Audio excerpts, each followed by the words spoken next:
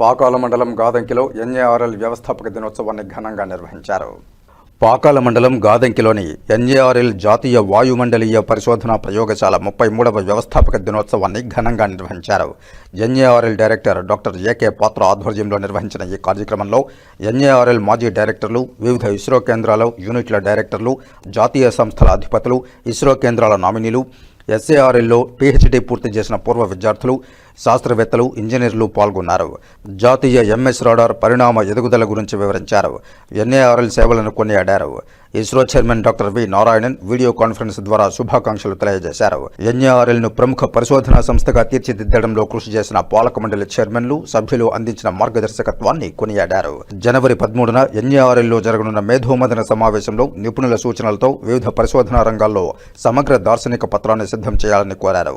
ఇస్రో మాజీ చైర్మన్లు doctor K Radhakrishnan, AS Kiran Kumar ISRO కార్యక్రమాల్లో ఎన్ఏఆర్ఎల్ అందించిన సేవలను గుర్తు చేసుకున్నారు.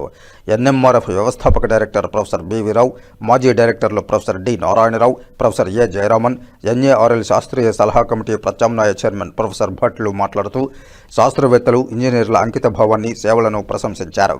ఎన్ఏఆర్ఎల్ వాతావరణ పరిశోధనల్లో మరిన్ని విజయాలు సాధించాలని ఆకాంక్షించారు. ఈ కార్యక్రమంలో ఎన్ఏఆర్ఎల్ శాస్త్రవేత్తలు, కార్యాలయ సిబ్బంది పాల్గొన్నారు.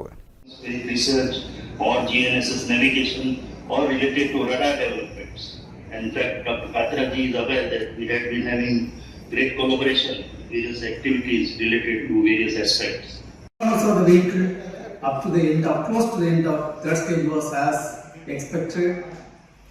Close to the end of the third stage, we are seeing little more disturbance in the vehicle road rates. And subsequently there is a deviation observed in the flight path. We are analyzing the data and we shall come back at the earliest. Thank you.